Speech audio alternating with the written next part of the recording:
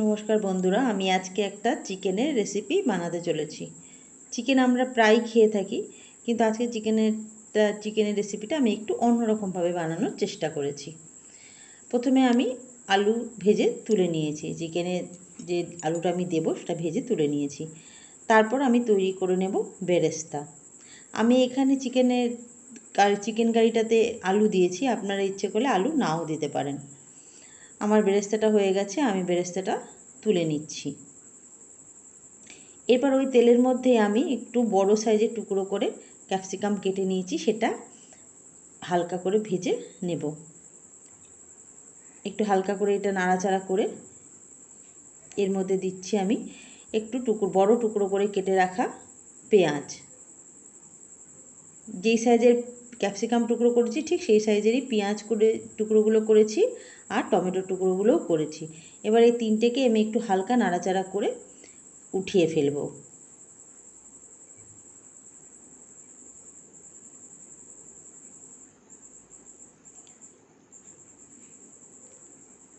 এবার কড়াইতে যেটুকু তেল ছিল তার মধ্যে আমি চিকেনটাকে দিয়ে দিলাম।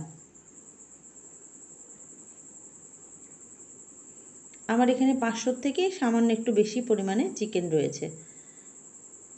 এবার চিকেনটাকে আমি ভালো করে নাড়াচাড়া করে নিচ্ছি। এর মধ্যে দেব আন্দাজ মতো নুন, হলুদের গুঁড়ো আর লঙ্কার গুঁড়ো। এই তিনটে মশলা দিয়ে আমি ভালো করে চিকেনটাকে নাড়াচাড়া করে নিচ্ছি।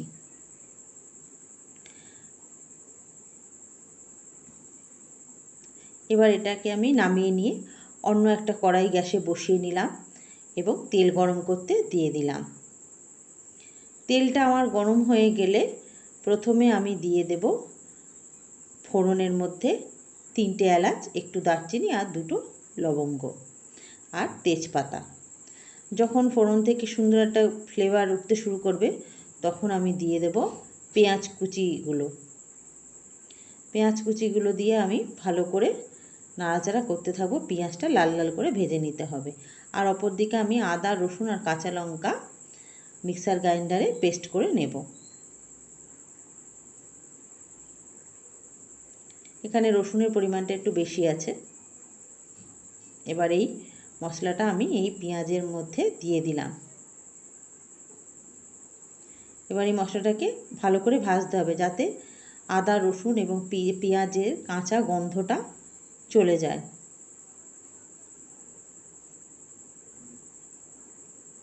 আর মিক্সি বাটি ধোয়া একটু জল আমি দিয়ে দিলাম যাতে এটা পুড়ে না যায়।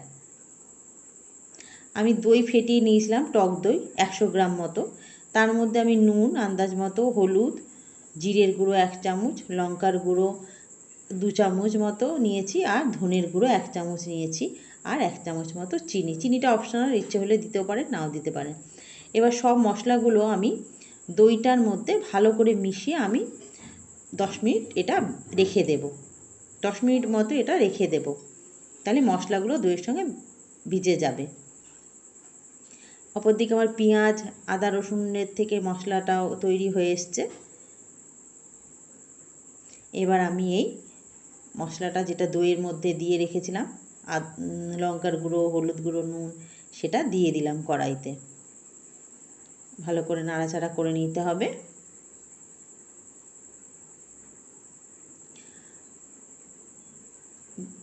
বাটিটা ধোয়া একটু জল দিয়ে দিলাম। বন্ধুরা, আমার এই রেসিপিটি যদি আপনাদের ভালো লাগে তাহলে চ্যানেলটিকে সাবস্ক্রাইব করে আমার পাশে থাকবেন, আর লাইক, শেয়ার, কমেন্ট করতে কিন্তু ভুলবেন না।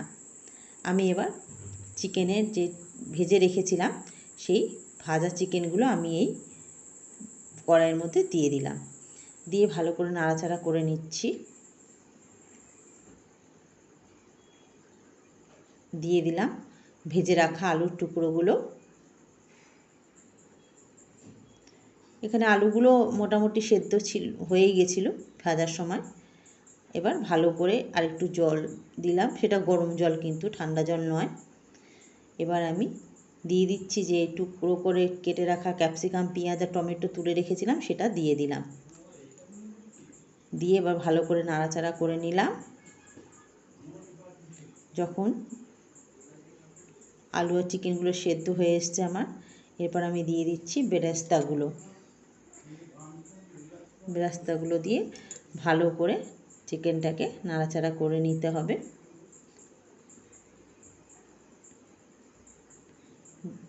চিকেনগুলো আলুগুলো সেদ্ধ হয়ে গেলে, মাখা মাখা হয়ে গেলে নামিয়ে পরিবেশন করে দিলাম। গরম ভাতের সাথে বা রুটি পরোটার সাথেও খেতে খুব ভালো লাগে।